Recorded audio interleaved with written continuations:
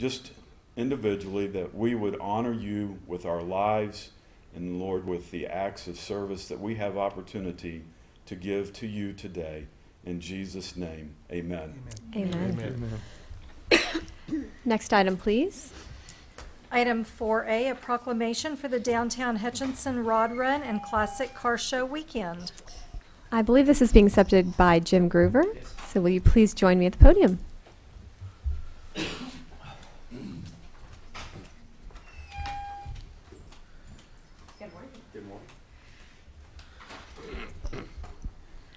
Whereas the Downtown Hutchinson Rod Run and Classic Car Show will be held on Main Street in downtown Hutchinson on October 2, 3, and 4, 2015. And whereas thousands of visitors and citizens of Hutchinson come downtown to enjoy the car show. And whereas the weekend events include a show and shine, vendor demonstrations, citywide cruise, poker run, burnout event, barbecue contest, live music, awards ceremony, and car giveaway, along with great music, shopping, food, and drink. Whereas Hutchinson, Kansas, being centrally located and home to many great tourist attractions, including downtown Hutchinson, blessed with its wide Main Street, is an attractive location to bring classic cars and hot rods from throughout Kansas and many other states so that all can benefit and enjoy this exciting experience. Now, therefore, I, Jade Pires de Carvalho, Mayor of the City of Hutchinson, Kansas, do hereby proclaim October 2nd, 3rd, and 4th, 2015, Downtown Hutchinson Rod Run and Classic Car Show Weekend in the city of Hutchinson, Kansas. We'll say that 3 times fast, will you, Jim? Would you like to say a few words? I'd be glad to. Thank you. Thank you very much. Mayor and council members, thanks a lot for doing this again for us. This is year number 8 for us. It's been a lot of fun and obviously, as you know, a lot of work. Probably the main thing today, and I did leave a little information for you there too, so a little commemorative plaque from last year too. I'd give you this year's plaque, but they're not made yet. We always have to leave things until the last minute, you know. So we'll give that to you next year.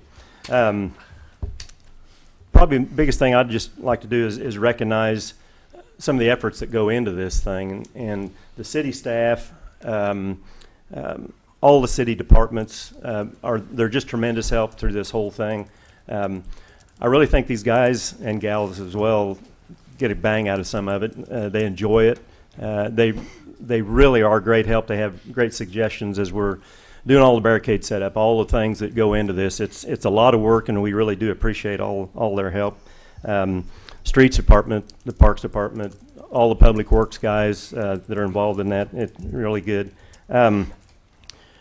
Can't go without mentioning, since the chief's here especially, the police department, the sheriff department. They do a lot of things that probably people don't see. A lot of these guys volunteer some of their time to come down and kind of patrol the area and just make sure it's safe for everybody. So that's a big important part of it, and we do want to keep this. This is I don't want to put a jinx on things, but we have had virtually zero incidents, you know, through the 8 years now, or 7 years that we've done it, and we want to keep it that way. Also, I got to thank downtown businesses. This whole thing 8 years ago was started as a promotion for downtown Hutch. That's why we call it Downtown Hutch Rod Run, you know. And so hopefully we know we kind of disrupt business for several days, and that's kind of a given. First couple of years was a little rough. We had a lot of people that maybe weren't too happy about that. But hopefully we found out over the years that the benefits have outweighed some of that disruption that we've caused people, and we want to apologize too for those disruptions, but we do hope that the benefits are going to outweigh that.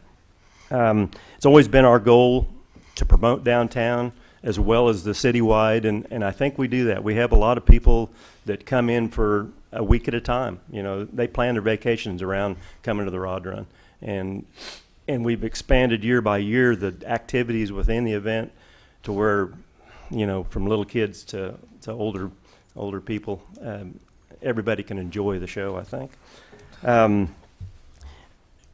We know that there's been a lot of great improvements, you know, in the last our business started downtown about 15 years ago, right when the streetscape and everything was going on. And so we've seen a lot of improvements downtown, and I hope we're a small part of bringing people down to downtown and getting them to revisit the area more often. The one big addition this year, and I need to recognize the Hutchinson Kiwanis Club. We're kind of combining efforts this year. Kiwanis has always put on their barbecue event in DCI in the middle of August, I think, or July, whenever it's always been hot, I know. And so little combined efforts there, we've decided to do that at the same time. So this year we're having that barbecue cook-off on Friday and Saturday right across the street at George Pyle Park. We love this park. We started utilizing it a little bit last year, and so we're going to try to continue that. It's a little bit off the beaten path for the Rod Run, but we want to try to bring as many people over and get them familiarized with that area, because it's going to be from years on out, it's going to be a great place to have these types of events and things. I got to thank our Rod Run staff and volunteers. We have so many volunteers that come and help us, and obviously we can't do it without all those volunteers. Again, just thanks for your continued support year after year. We do really appreciate it. Pray for some good weather like we did last year. Yeah. Saturday was probably by far the best Saturday weather-wise anyway that we've ever had, and so if we can do half as good this year, I keep saying that all the time this year, if we can have half as good a weather this year as we did last year, we'll be fine. So again, thank you, and if there's any questions, I'd be glad to answer anything with anybody. We certainly appreciate all the effort that goes into that. Thank you, Jim. And Thank a you big very thank much. you to the sponsors as well. Yeah. Of Yes, that event. definitely. Yeah. Yeah. There'll be a lot of advertisements coming out here in the paper, and we're starting on the radio, on Cox, on TV, and so this last 3 weeks here will be a lot of good information out there for all of our sponsors too. Good Okay. luck. Thank you. Thank you. Next item, please. Item 5, oral communications from the audience. This is the part of the meeting where we allow anyone from the audience to address the council with items of concern. So if you do have something you'd like to bring before the council, please approach the podium, state your name and address, and keep your comments to around 5 minutes. Please.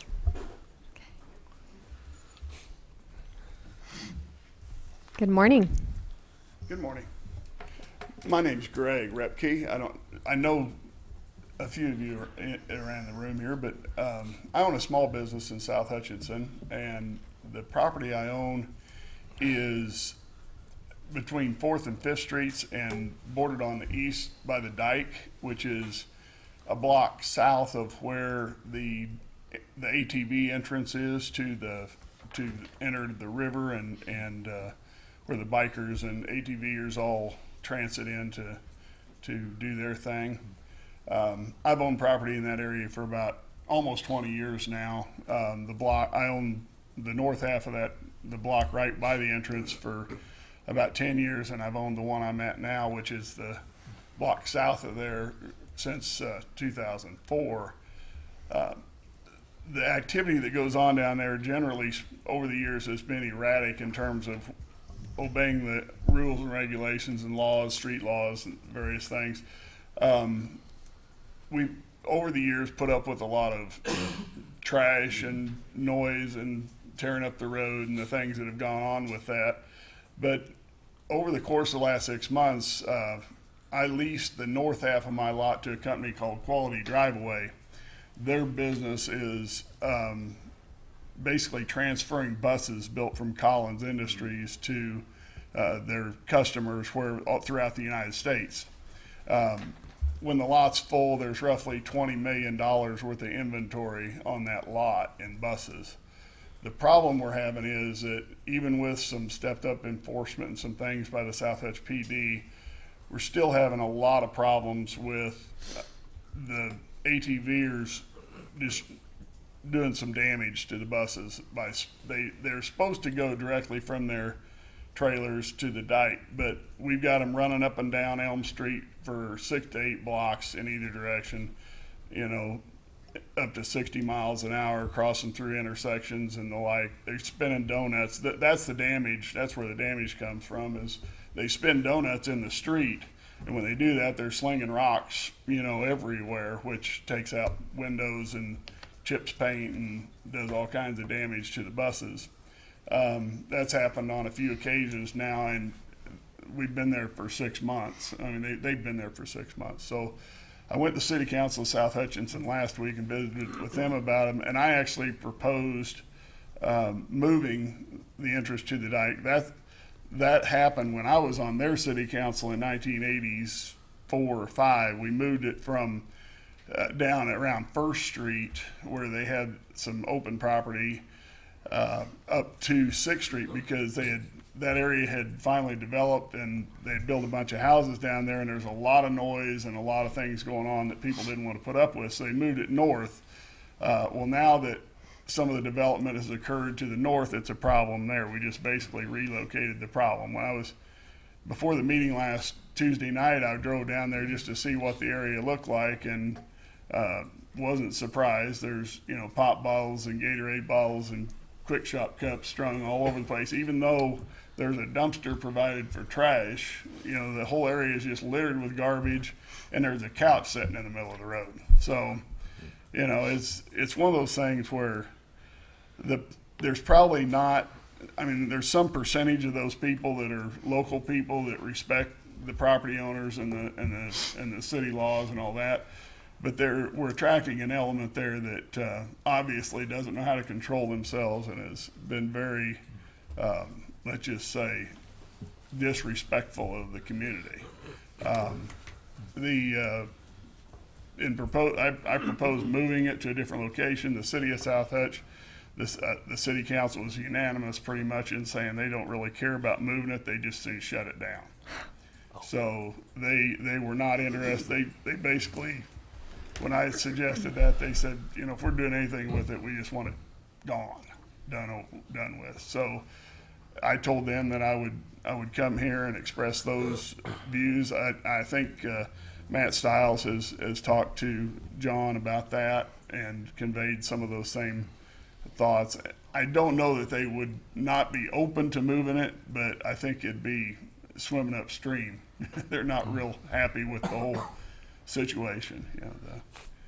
Whenever the marked PD cars come around, everyone down there is pretty much a model citizen, and the minute they leave, it's chaos. So, they know how to avoid detection, or if somebody does something wrong and thinks they're going to get caught, they just jump over the dike and take off and, don't come back for a few hours. So it's really kind of become a little bit of an outlaw operation down there, and it's gotten to a point where, with the potential damage that they could cause to, the people who lease my lot, I just feel like it's, after 20 years of their abuse, I'm just ready to see it go away myself too. So, Have there been a lot of police reports filed on those damages? Well, they have had. The salvage yard that's next door, they've had trouble with. They've had their fence damaged. There's pretty much a constant.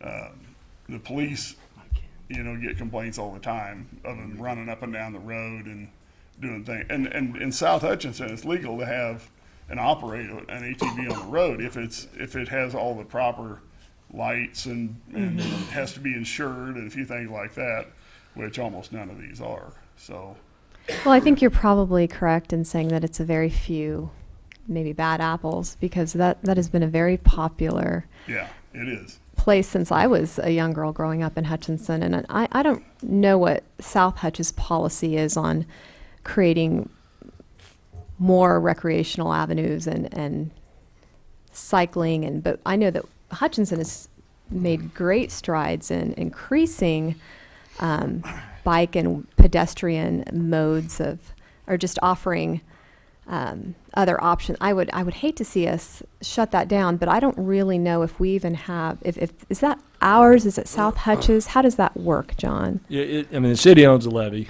and Okay. we have a maintenance contract with South Hutch to maintain their portion of the levee.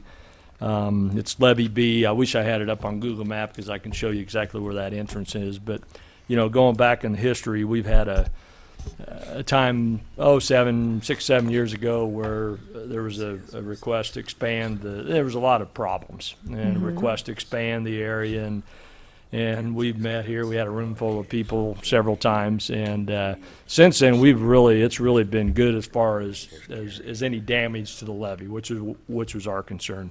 Didn't really relate to what Greg's talking about, but so it is, as you say, it's a very popular area, and I think probably, if anything, we would maybe have the city of South Hutch formally request it be closed.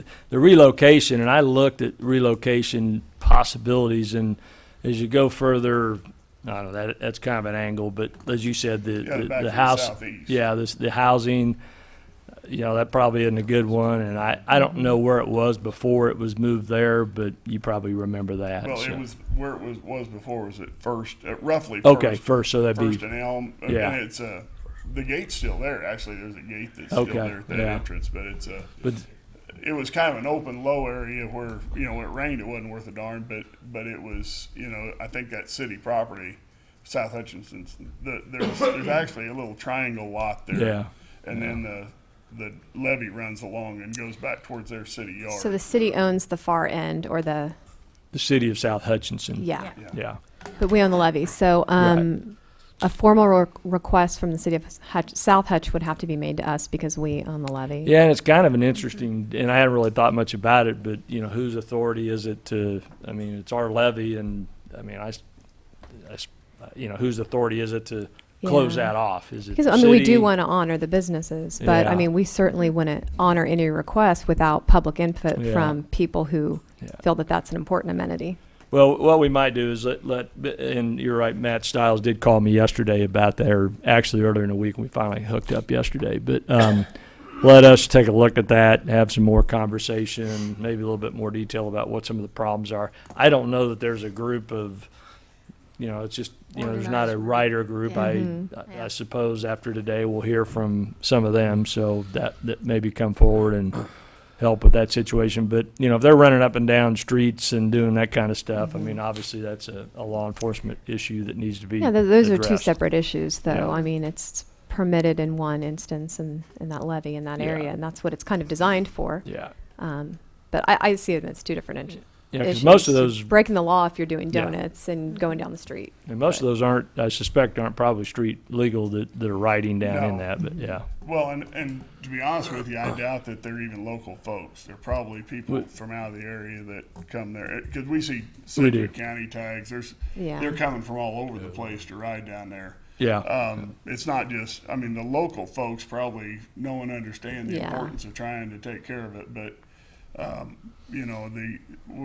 about 3 weeks ago, I had an incident where they were spinning donuts. I happened to be at the shop on a Sunday afternoon, and they were spinning donuts at the end of my block and then taking off and going back down to 6th and the entrance where they go in. And so I drove down there. I saw the guy who did it, and I just told him, I said, this isn't, that you can be causing you're damaging the road, you're damaging, when you're doing it over here, you could damage the buses. And I said, you need to stop doing that. First of all, you're breaking the law. Second of all, you cause property damage. And he just more or less told me he wasn't doing it. Well, I knew it. It was Yeah. obvious he was. I saw him do it. So yeah. anyway, he drove by. When they left, I happened to be back outside. I was getting in my truck, and they drove by and flipped me off and kind of, were real nice to me. And then a couple days after that, we came in to work early in the morning, and they had spun donuts right in our driveway and just threw rocks all over the entrance to our building and all that kind of thing. So you're dealing with some people that really don't have any respect for anything or anyone. This isn't something that is very pleasant to deal with. I guess I'm just tired of things being taken away because of a few bad Well- people. And so, there's maybe if we don't approach everything in black and white, shut it down or keep it open, but greater enforcement or better signage or more rules. I mean, those are the sort of things we can talk through if we have a conversation with South Hutchinson. I don't know how the rest of the council feels. My interest is protecting $20 million worth of property that's potentially at risk because of illegal behavior. That's what my concern is. Which makes good sense. This is the only entrance? Yes. Is that correct? Yeah, yeah.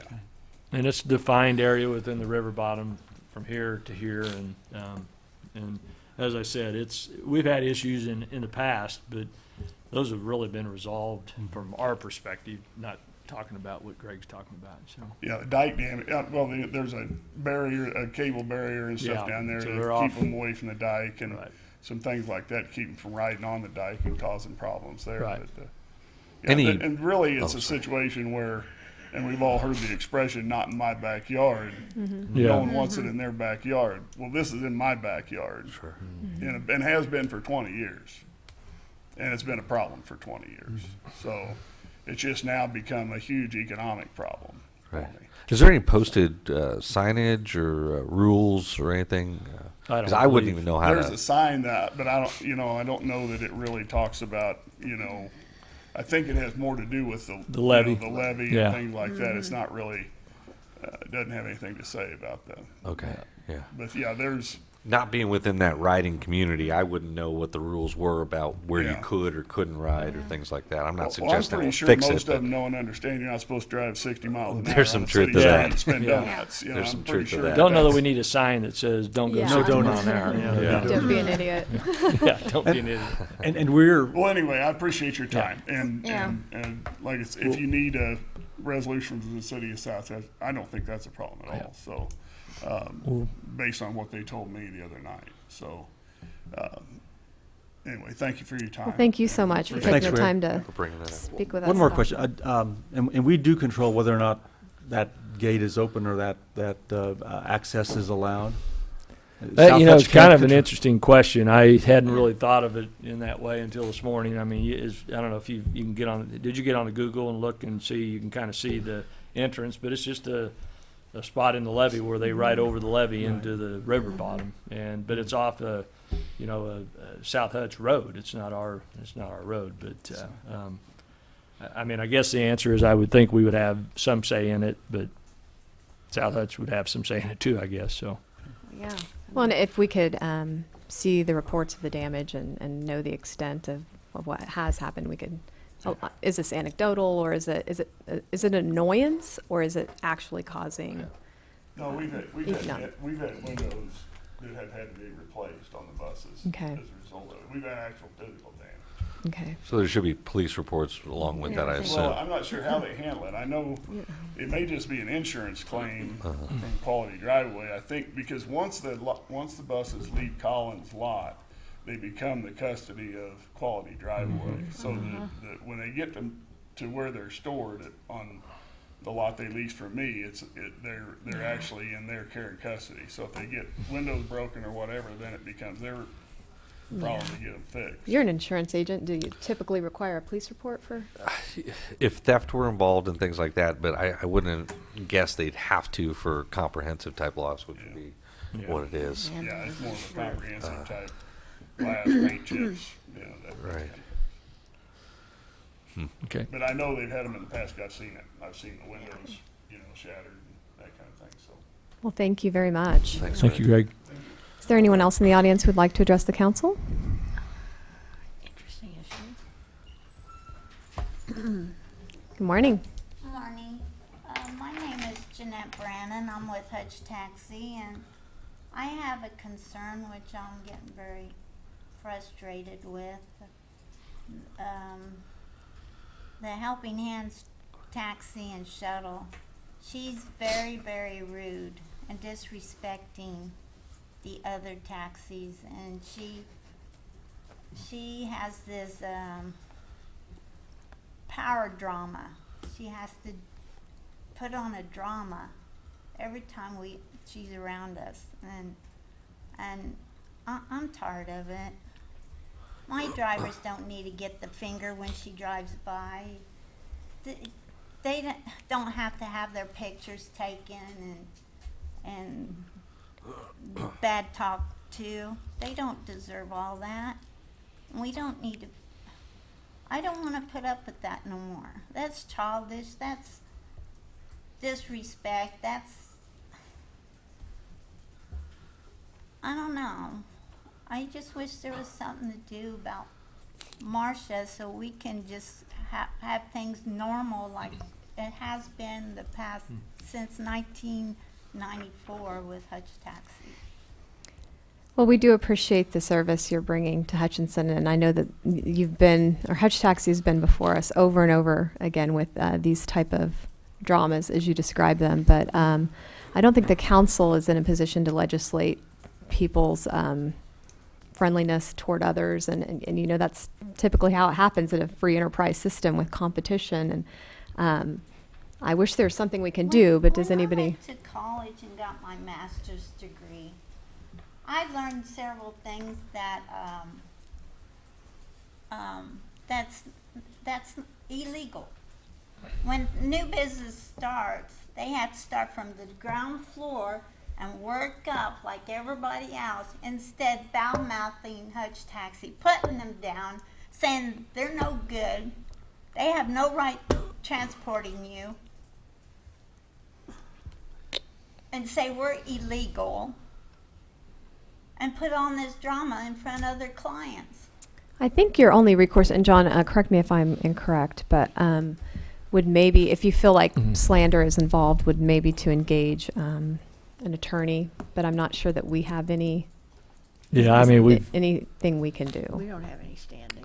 Yeah, I mean, they're all licensed, and, you know, we've got certain things that they have to do, you know, certificate of insurance and, you know, those kind of, you know, license of the individual drivers.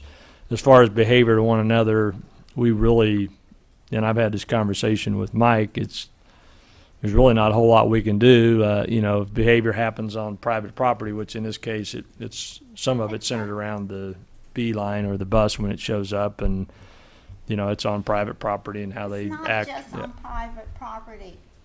The stunt she pulled at the fairgrounds is not on private property. Yeah, so, but it's. Not in the middle of the street, it's not private property. And if somebody disrespects something, they deserve to have a license pulled. That's the way I see it. I think there are certain stipulations that if met, they receive a license. And unless those particular stipulations are broken in some way, we can't pull the license. We can't pull the license for disrespect, for instance. We could pull the license if somebody driving had an infraction or there was an assault involved. But from our standpoint, we only have control over certain things. And if she's meeting legal guidelines on those certain items, I think your only recourse on other items would be to maybe file a civil suit. But I'm not an attorney. That would just be as I look at our attorney. Yeah. I don't know if you have any other suggestions. Paul doesn't want to give legal advice, but No, that's probably the only correct. legal advice that can be given is to contact your own attorney. Yeah, okay. Can you file police Would- Can you file harassment charges with the police? Thank you, Jeanette. My name is Mr. Hill. Good morning, Mayor and distinguished council members, city manager. My name is Mr. Hill, Roadrunner Taxi. What she is trying to say is this here. There has become an embarrassment to the city. There's all type of people that come in here that are distinguished people. These people get off the train at night. They go to the most expensive motel we have in this town. When we pick them up the next morning, they're in suit and tie. They're visiting what we have, Siemens out here, taking them to Siemens. These are people with distinguished quality about themselves. They're not bums and hobos. And we have situations in this community where this particular lady that runs Helping Hands, I've never been the type of person to complain, and this is my first time ever trying to complain. But the city council gave her the license. The city council ought to be able to take them away from her. But in the same, speaking of that, some of these people, we had an incident that we had a distinguished attorney. His car broke down, and he had to take the bus. This bus gets off here.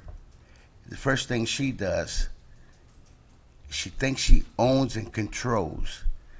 She's trying to build a monopoly with the bus driver and the bus station. She had given Hank all kind of problems, to the point where she has Hank barred off of the first bus stop property. Then all of a sudden, I come along. I go to the bus station. The same thing.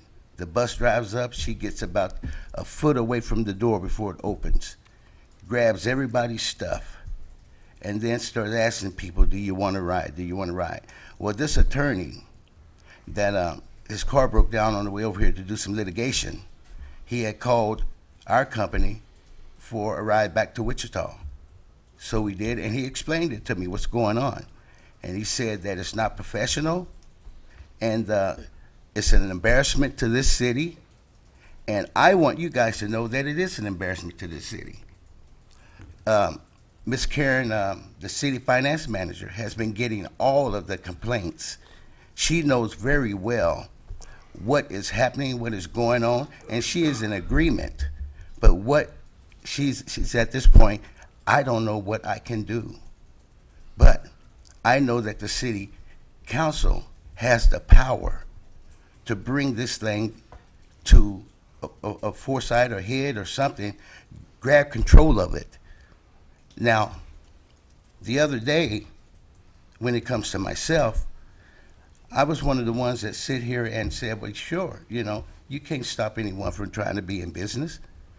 But when you're immature, unintelligent, and don't know how to serve the public, you do not know how to, dress appropriate, when you do not know how to leave your small 12-year-old kid at home instead of dragging it around all around this town, and sometimes you get vagrants in your car, sometimes you get dangerous people in your car, there's no place for a child. The next issue is, she gave Hank so many problems that Hank is afraid to be around her. He wouldn't even come up here this morning.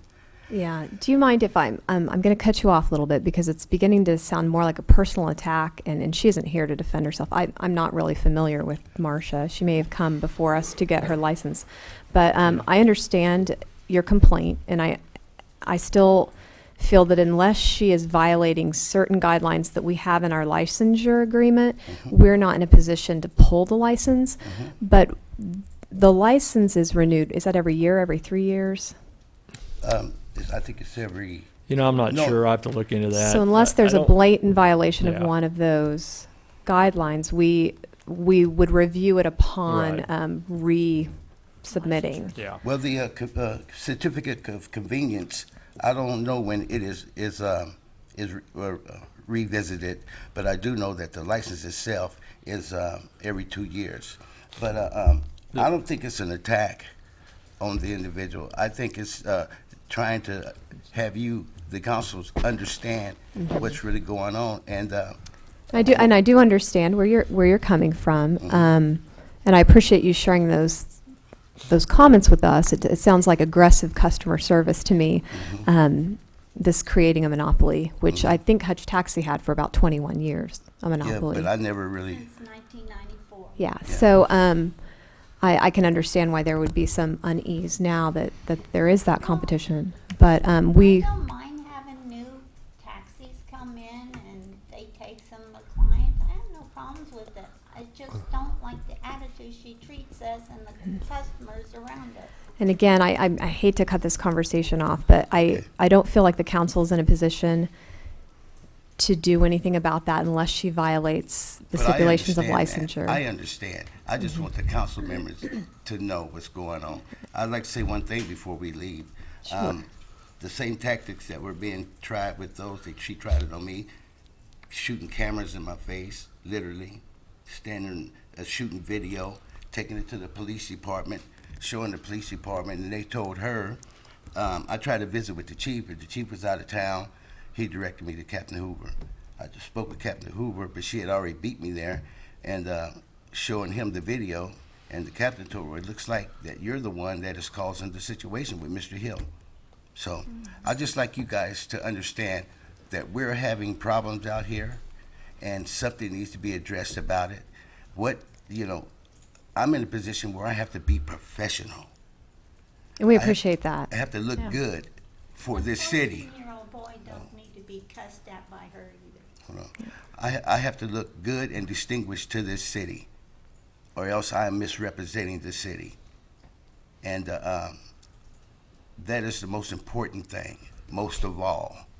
When you obtain a license that the city gives you, you have to honor the city, and you have to be in perspective. Yeah. So I thank you for listening, and I knew that there wasn't probably much you can do, but you needed to know. Well, thank you, Mr. Hill and Mrs. Brandon, for the service you provide. Thank you. Have a good day. Thank you. Is there anyone else in the audience who would like to address the council? Good morning, Jana McCarron, Director of Planning and Development. I just wanted to advise City Council that the public hearing for the subdivision regulations will be held on October 6th before the Planning Commission in this room. We've already put the ad in the paper, but just wanted to get a little bit more exposure on that. If the Planning Commission approves the final draft, that it will come to this body on October 20th. We are accepting written comments until September 28th. And people can obtain copies of those regulations in the planning department, on the website, and also at the library. And is the planning department meeting at 5 p.m.? Yes, it is 5 Or p.m. Planning Commission? October 6th in this room. Thank you so much. Yeah. Is there anyone else in the council or in the audience who would like to address the council? Hearing none, please call the next item. Items 6A through C, consent agenda. I will move to approve the consent agenda as presented. Second. Any comment? Hearing none, please call the roll. Deckent? Yes. Inskeep? Yes. Daveline? Yes. Soldner? Yes. Pyros Carvalho. Yes, next item, please. Item 7A, public hearing to consider request for public street vacation.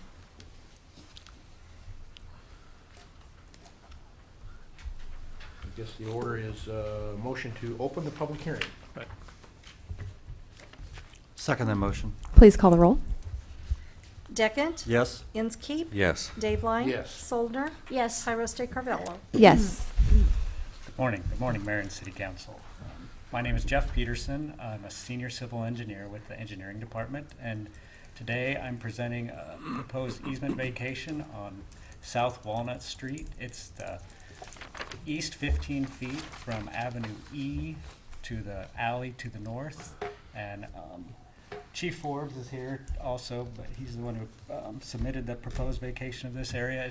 It's in an effort to allow on-site parking for the new fire department, or for the new fire station number 3 at this location.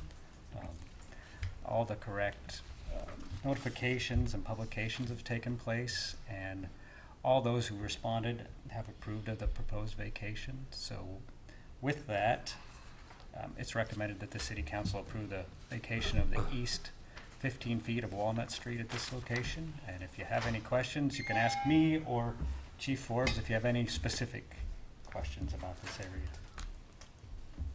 area. Clarification, the existing 80-foot row, what is that referring Well, to? it's just the existing street right-of-way. Right-of-way, excuse me. ROW is Very the good. right-of-way.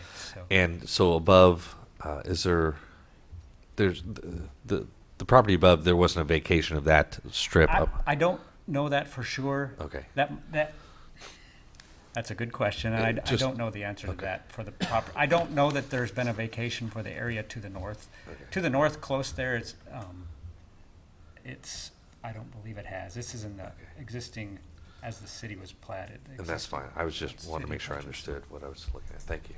Do you have any impact on utilities? No, none that I Okay. know of. Evidently not. At least we didn't have any responses from any of the utility companies. So we're assuming nothing is buried there.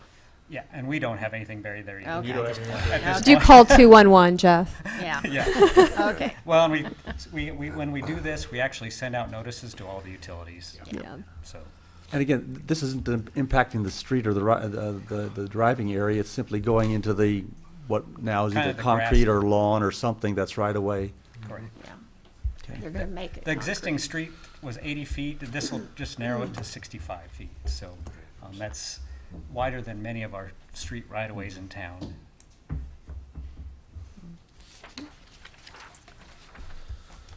Further comments or questions from the council? Or any comments or questions from the audience? If not, I'd entertain a motion to close the public hearing. I will move to close the public hearing. Second.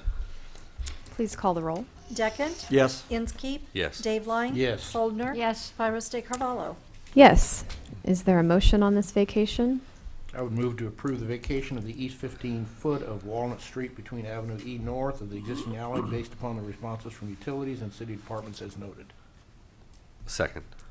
Please call the roll. Deckent? Yes. Inskeep? Yes. Dave Line? Yes. Soldner? Yes. Pyros de Carvalho? Yes. Next item, please. Item 8A, consider request for a conditional use permit for reconstruction of Fire Station Number 3. Good morning, Jana McCarron, Director of Planning and Development.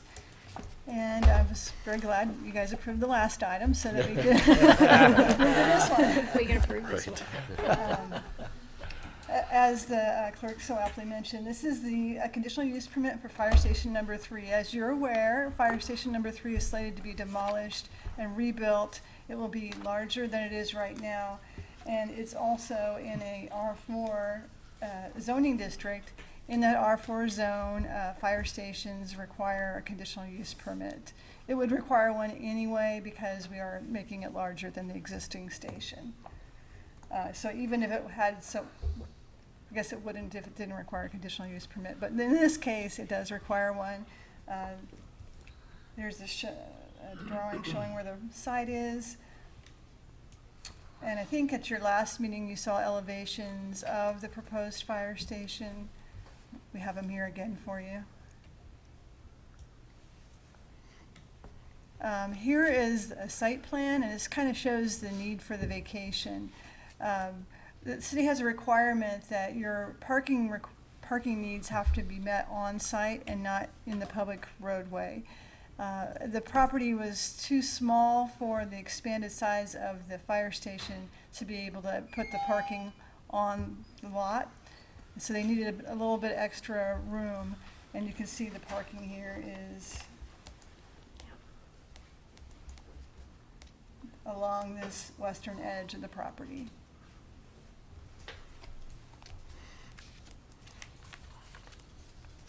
And then here's a drawing of the proposed landscaping plan. You notice that there will be trees along this side to kind of give a buffer between the parking and the residential property across the street. We did notice neighboring property owners did not receive any comments on this proposal. The fire station's been there for a long time. I think they're a pretty good neighbor. Planning Commission reviewed this request and recommended approval at their August 4th meeting, and there's a number of conditions of approval. I'd like to go through those briefly with you all. That the conditional use permit shall only be used for a fire station and permitted accessory uses at 102 East Avenue E. The parcel shall only be developed in accordance with the approved site plan, landscape plan, and architectural elevation drawings. The vacation has to occur, which you all approved. Curb guards will be required at the end of all parking spaces. They're not proposing to put new curb and gutter in here, so they would need to have curb guards to keep vehicles from pulling over onto the roadway or projecting onto the roadway. Rooftop mechanical equipment shall be screened from public view with a compatible architectural treatment. Exterior lighting must meet the standards as required by city code. The portion of the alley that borders the property must be paved. So that would be back here. They're using this alleyway for circulation, so it will need to be paved. With concrete to meet standards set forth by the city engineering department. Public art will be required. and must be installed per standards set forth by the Public Art Design Council. A building permit shall be obtained prior to construction. Permit must be obtained for any new fencing on the property. A sign permit shall be obtained prior to installation of signs, and a final certificate of occupancy shall be obtained prior to opening the fire station. I do have a few photos of the existing property if you'd like to see them. Sure. Can get off of that. Always like photos.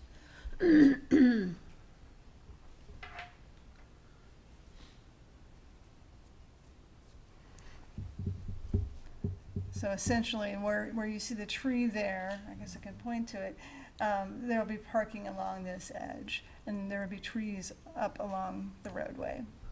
Okay. But the roadway is not going to be moved or anything, and this is a very wide right-of-way. Typical residential street right-of-way would be 60 feet, but we have some that are much wider than that. And there's another, oops. Another Which direction view. is that facing? This one? I'm not sure that this photo actually belongs. I apologize. It Oh, is? okay. Okay. Okay. So where would the fire station be in relative to this photo?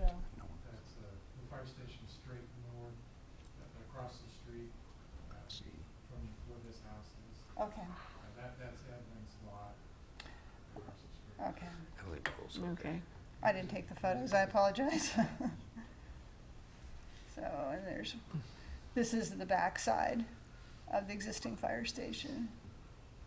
Okay. And one more, also the back side of the existing fire station. You can see the alley there, the alley here, that's currently not paved. Okay. So do you have any questions? I know Chief can probably answer a lot more than what I can. Just for education, was there a conditional use permit when this was first built? I don't think so. It We wasn't don't need- have any record of one. That fire Okay. station has been there 40, 50 years. We moved into it February of 1976. So the 40 years process was ago. different then, okay. It probably wasn't required at that time. Might have been zoned differently. Yeah, I didn't do a historical search on the zoning, but I'm pretty sure it had different zoning districts back then. Mhm. It didn't look like any of the conditions would be hard to be met or No. anything that would be out of line, so. And I'm glad we're screening our air conditioning, yes.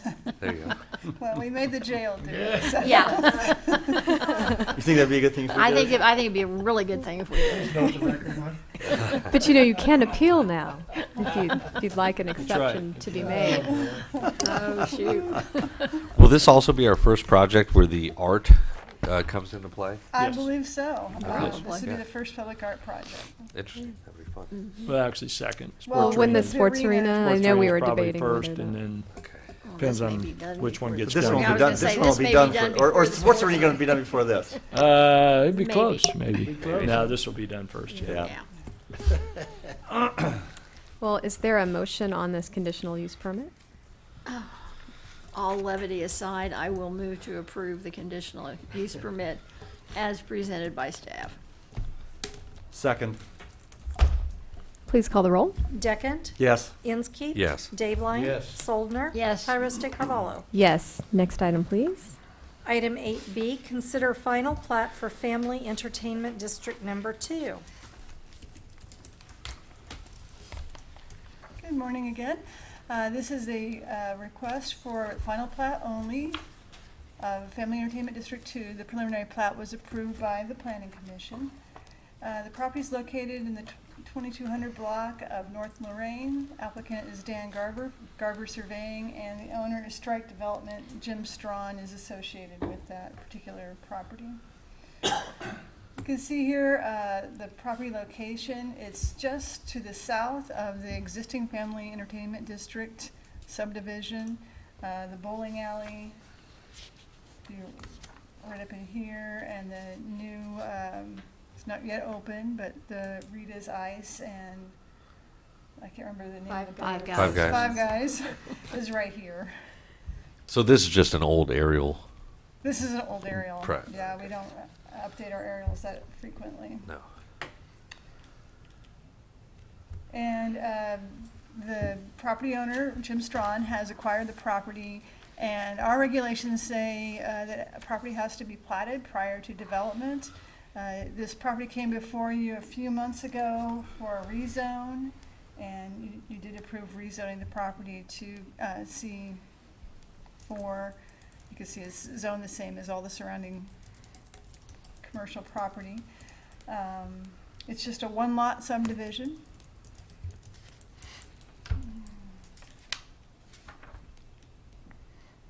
I'll zoom in here. So you can see there's the proposed lot. For some reason, this portion of Lorraine was never formally dedicated, so Lorraine will be dedicated with this plat. And just wanted to show you how this fits with the Family Entertainment District number 1. Here's the bottom portion of that plat, and then this lot fits right there. I did receive a question about the easements on here. If you guys will remember, on the Family Entertainment District number 1, there's a 40-foot landscape and buffer easement, and then a large 40-foot drainage easement, and a 10-foot utility easement. And the question was, why are those easements not carried across on this lot? Well, if you kind of line this up and draw that line across, you'd see you would have hardly any buildable area left. So while this lot does have some easements, it's not as wide. They're not as wide. I do have a current picture. This is what was on the lot before, a house that has since been torn down. I think it's been vacant for a long time.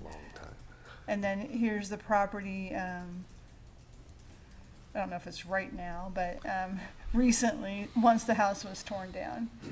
And I'm happy to answer any questions for you. The applicant's representative is also in the audience. The drainage easement, Jana, if it's not carried through, then what would be done for drainage of the area? The engineering department is requiring a drainage study be submitted and approved prior to development. I believe once the roadway is dedicated, this property is actually going to be smaller than 1 acre. Correct me if I'm wrong on that, but so it wouldn't require a formal drainage study necessarily, but they are asking for it prior to development and not at this time. I'm not sure if you guys have any plans for where the water will go. Sorry. Good morning, Mayor and Council and staff. My name is Dan Garber with Garber Surveying Service. There is a detention pond in the 40-foot drainage easement along the south side of lots 5 and 6 that comes over to the rear of this property, and then there's a storm sewer that goes north. Since it's all under the same ownership, the assumption is that they will be able to drain this property into that detention pond, or if they need to, they can increase and put detention on the back of their lot that would then go into the city storm sewer system that goes north to the driveway that goes into the alley, and then it goes east to Lorraine Street. So the storm there's- sewer's on the west end of that particular parcel? Yes. Okay. On the adjacent property, but at the west Right. end of it, yes. But ultimately, nothing could be developed prior to a drainage study. That's correct. And I don't know if you can comment on this, Dan or Jana, but what is being done to communicate to the neighbors who have expressed concern about drainage that it's not going to be, their properties aren't going to be negatively impacted? Because this was a very passionate issue when it first came to council. None of us were sitting on council at that time, but I remember sitting in the audience, I think it was February 2013, and they had several neighbors who had concerns, and I guess that level of concern is still there, even though they see what a positive development it's been. So, Right. I happen to live a little further west, just adjacent to the property to the south. We've not had any negative effects to date, and we will assume that the developer will take care of drainage in a manner that there won't be any adverse drainage to the neighbors to the south. I've not communicated with any of the other neighbors. It Yeah. hasn't been my place to do that. Well, and I guess it's not our place to tell the developer to play nice with the neighbors, but I sure wish he could in the assuage original some of theirs. development, through the whole planning commission review, the neighbors were here, the city council review, all the drainage issues were addressed on the big parcel. Now, this littler parcel, that still remains to be seen, but I suspect when we look at the drainage, we'll make sure that it doesn't adversely affect. So, but I think the drainage issue was addressed. Dan, one more question while you're there. On the site plan itself, explain the process, and Jana, explain the process in terms of, will the council then see on the site plan a landscape plan as well as the Planning drainage department will study? see a site plan. Site plan. And the engineering department will have to approve the drainage on it. Okay, and then how about the landscaping?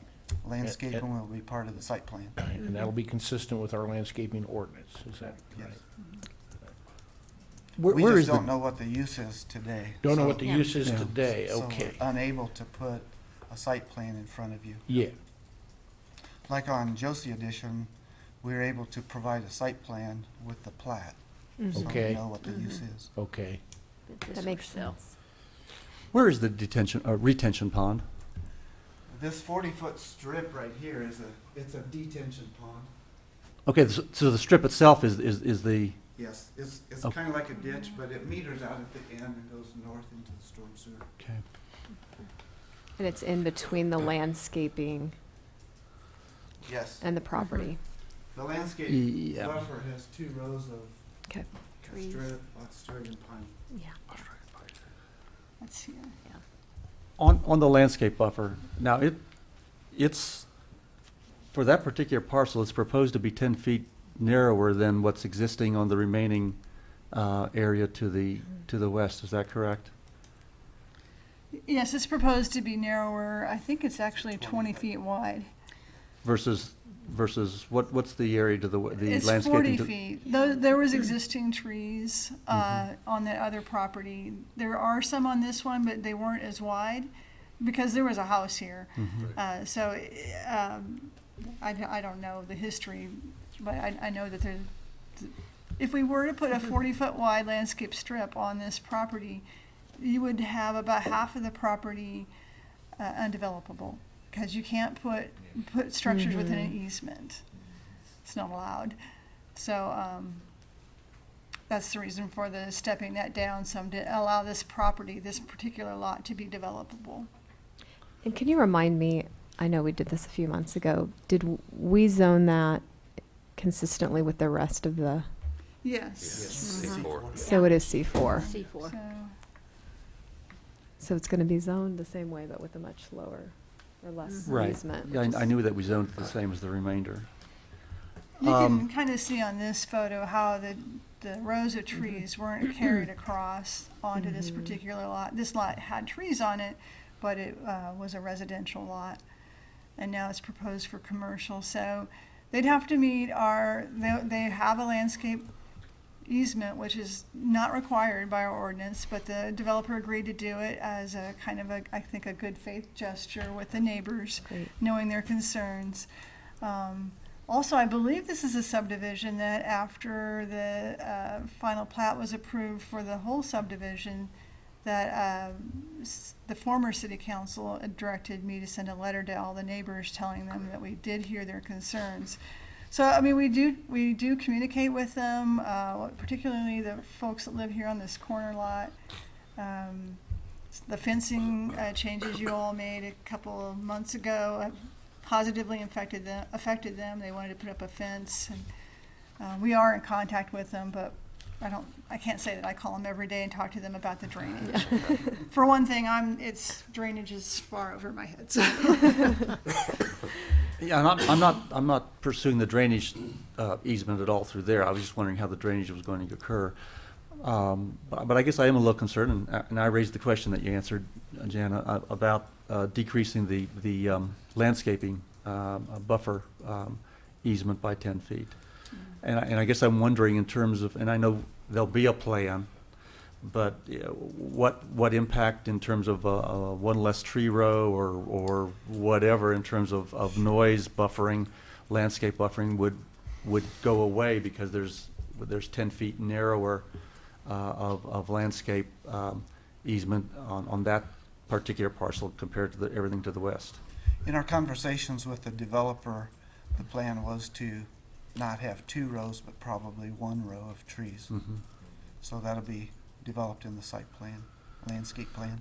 And that site plan ultimately would have to be approved by the planning commission, ultimately the council as well, so It may down the not- road, It I depends mean. on the use. We don't know the occupant, so. Right, so some things require a conditional use permit, like the fire Right. station. If they were to put in a restaurant without a drive-through, it would not require a conditional use permit in this particular zone. That could be approved by staff. Gotcha. But if it was a drive-through, it would come before us, because that would be a much larger noise issue, I think. Right, I think the drive-throughs would go to the planning commission. Gotcha. So it just depends on the use, but we apply the regulations the same Sure. as what you all would. Well, I think we ought to be encouraged. Thank you so much. By the developer of their intent to further develop this to be consistent with this new corridor that I think we're going to see in future years as continually being very prosperous and good investments. So I think all the safeguards have been put in place and to protect the neighbors, and I think that we'll look forward to a good site plan for that. So with that, I'd move to approve the recommendation of the Hutchinson-Reno County Joint Subdivision Committee to approve the final plat of Family Entertainment District Number 2. I'll second that. Is there further discussion or questions? I'd like for us to consider and think about having that easement for landscaping buffer that's in existence to the west on the majority of the area, continue all the way. Will apparently, if I understood Dan correctly, there'd be one less row of trees that would be there should we be looking. If we go with the existing proposal of 30 feet, and I think that's the correct number, and we do come in the future to be looking at a operation with a drive-through, we're limited to the 30 feet, and we'll have the noise that comes with that sort of an operation. Whereas if we have that if we have the extra 10 to take it up to a 40-foot buffer, and seek to have the numbers of rows of trees for sound and whatnot, we'll have the opportunity to do that. As John commented in his motion, it's good development. I'm glad to see it, and I think it will be an area that, and it is an area that's developing. At the same time, we do have residents directly to the south, and I think if we can have as good a buffer as possible, then I think that's a good median point as well. I just wanted to clarify that the proposed easement is 20 feet, and on the adjacent lots, it's 40 feet. So, is that including both the utility? Is the 20 a landscape easement only? yes, and then there's a 10-foot utility easement south of that. For a total of 30? For a total of 30. Are 30 feet. And the total of easement width on the area to the west is then 40, and that includes both the landscape and then the utility easement? No, And the it's 40 for detention. the landscape, and then it's a 10 more for 10 the more. utility. So the property next to it essentially has a 50-foot. 50 foot. And then you put the drainage easement on top of that, and that's another 40 feet. My fear is, if I heard you correctly, that if we do follow along with the way it is set up currently, it just renders that parcel useless, doesn't it? Yes. pretty Yeah, it much. just narrows Development. it, limited for development. That was staff's concern, but we did not recommend more than what they're proposing. I'll also point out that there was a public meeting on the 2nd, I think I read, and there was nobody pro or con, I guess, with regards to that. It affects what, the 2 properties at the end, essentially 4 and 7. 4 and 7.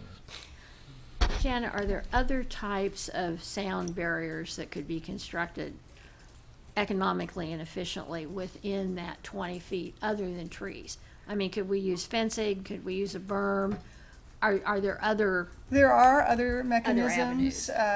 We don't use them here. Other communities use sound walls. You could have a solid wood fence. I think it would be very unusual at the subdivision stage of the game to be putting a restriction on for sound. Yeah. I've not seen that done, but you could do it. Well, again, we don't know what's going there. It We might don't- make yeah, more I sense to mean, make that can't- decision in the future when See we the know site what's plan. going And I there. think there's an opportunity to You view need- that once. You might choose to put light office space there. I mean, we just don't really know. Yeah. And I'd simply comment that, when we, and we did, and I voted in favor, recognizing that C4 was totally surrounding that space. I also made the comment at that time that I wish that the decision had been made to go with C2, at least at the south end, just in terms of transition from residential to C4 commercial.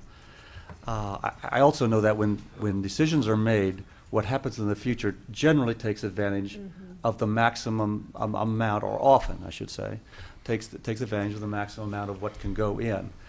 And you're right, we don't know what's going to go in. But folks, we've been around long enough. We know what kind of develops. And that's what I'm thinking about in my comments that I'm making at this point in time. And I don't know that I want to belabor 10 feet. But that's where my concerns are being raised in terms of again, there's an established neighborhood that will stay there, and there's now an a developing area. And so I think it's prudent to consider what will likely develop in the future in terms of providing some separation between the residential and the commercial. All very good points. Are there other comments or questions from the council or anyone in the audience who would like to speak on this issue? Hearing none, we do have a motion and a second. Please call the roll. Deckent? Yes. Inskeep? Yes. Dave-Line? Yes. Soldner? Yes. Tyros de Carvalho? Yes. Next item, please. Item 8C, consider final plat for Hutchinson Crossing Second.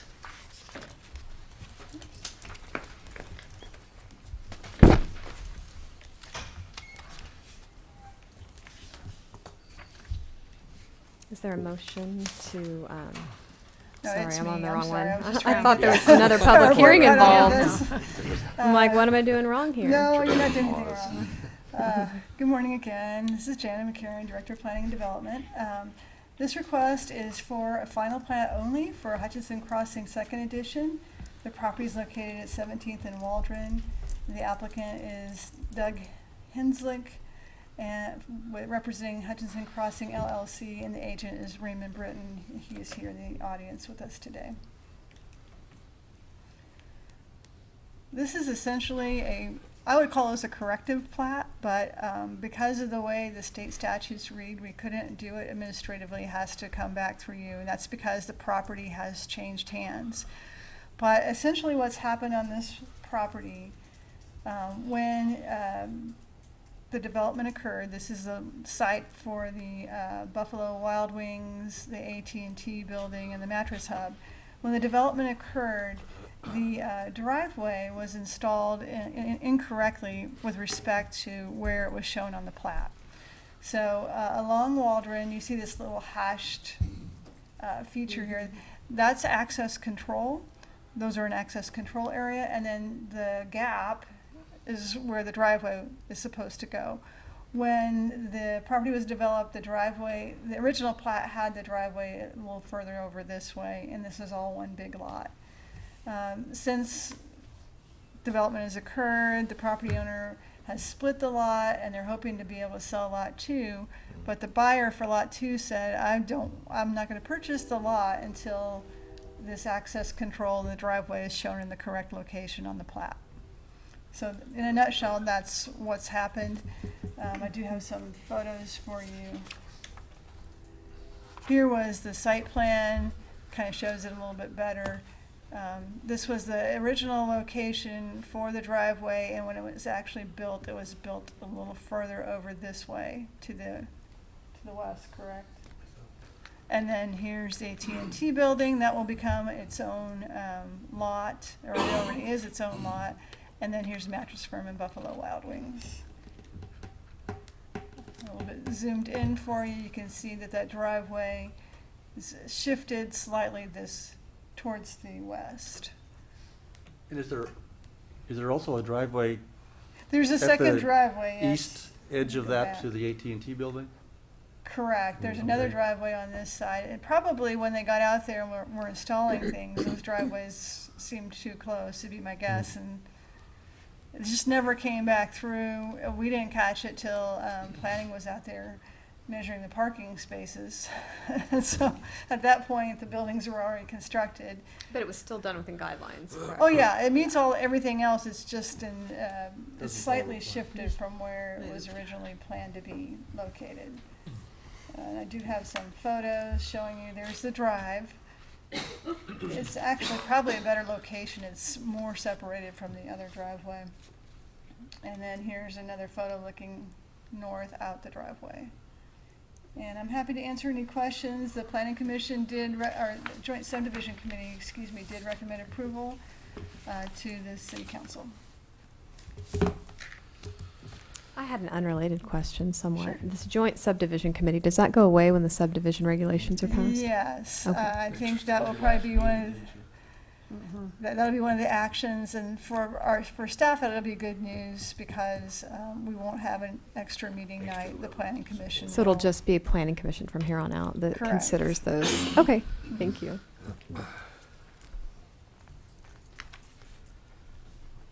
Questions or comments or a motion on this item?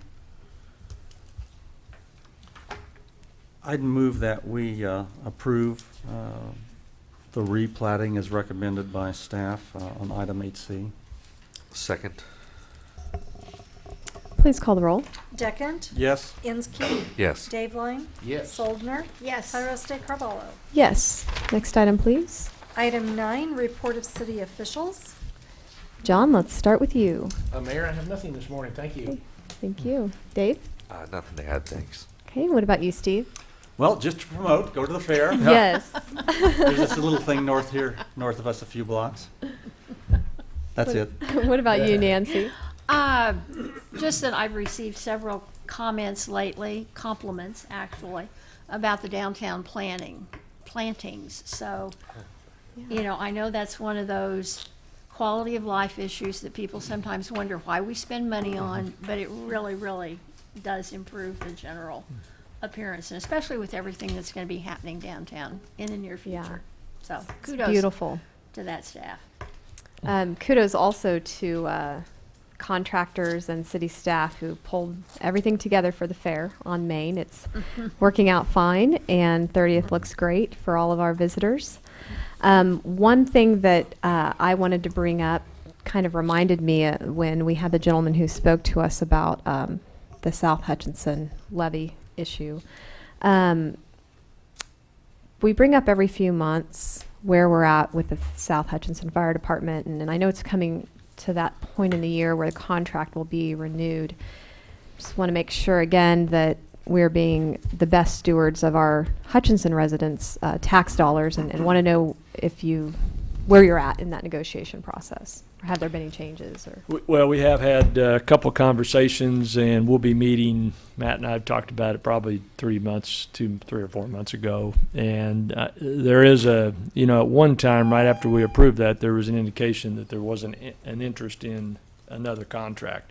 That sense has changed, and understand there is interest, and I suspect it'll be pretty much along their proposal, the same lines, with a bit of an increase in the cost, but none to the degree of what I think we all believe it's worth. So I don't see anything changing beyond the token amount that we had in the last agreement. would there be any way to put in some kind of stipulation as to if a major incident occurred in one of our firefighters, that they would be liable for the insurance, or I mean, there's got to be something to protect the citizens of Hutchinson and their taxpayer dollars.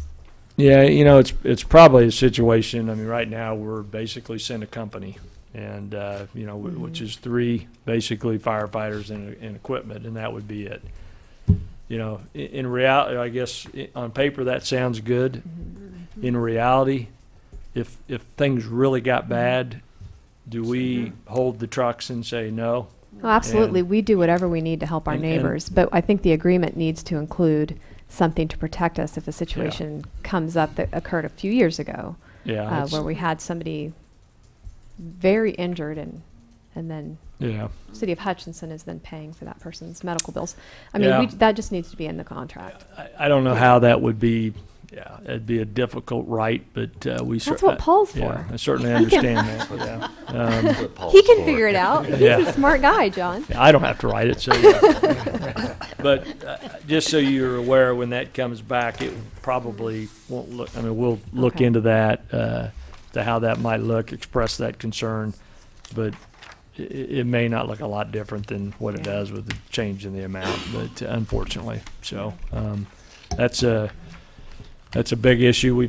Kim and I have talked about it, the fire chief, and several conversations about what the true value of that is. If you live in Fire District 2, when we brought that in, what you're paying there compared to what City of South Hutch pays. Essentially, they've got a fire department, but not equipped to take on, a major event. And Not with that's the industry they have in that area and their fire rating that is required for that industry Right. to So, operate. So anyway, I hate to but- belabor the point. No, I'm glad you brought that up, because that is, But I think we need to take care of Yeah. our local people, and absolutely we would do anything in the case of an emergency, but right. we can protect ourselves on the front end. Very With good. that, I will turn it over to you, John. Just the only thing I really wanted to comment was I sent out in your weekly report just kind of an update on the sports arena and the bid packages that we're looking at. And since that time, Frank Edwards and myself, the finance director, have been talking with our bond counsel, and kind of, early on we talked about maybe a series of bond issues based on the length of construction.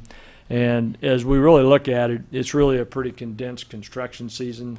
So probably what we're going to be looking at is issuing some temporary notes in December, possibly. We've got the drawdown proposals from J.E. Dunn, kind of where they expect to request payment of maybe $4 million. And then after the first of the year, we'll go into a permanent GO bond that would refinance the refunding bonds. And that gives us an opportunity to kind of watch the market, our bond people to watch the market. And, December is not typically a good time, but maybe it's January, we pull the plug, boom, we go.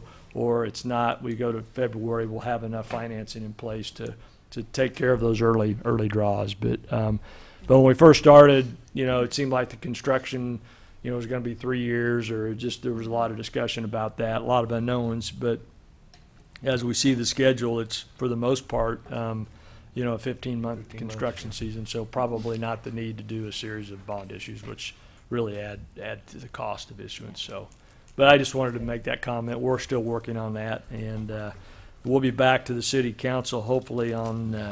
We've got another building committee on October 1st, and so we plan to come back to the council on October the 20th with another update as to kind of how things are going. So, Good. That's all I Thank you, have. John. And with that, I guess we need a motion to recess into executive session. What time do you think? 11 o'clock. Till 11 o'clock. Would someone like to make the motion? Move or recess into executive session until 11 a.m. At which no binding action shall be taken. And all, yes. Second.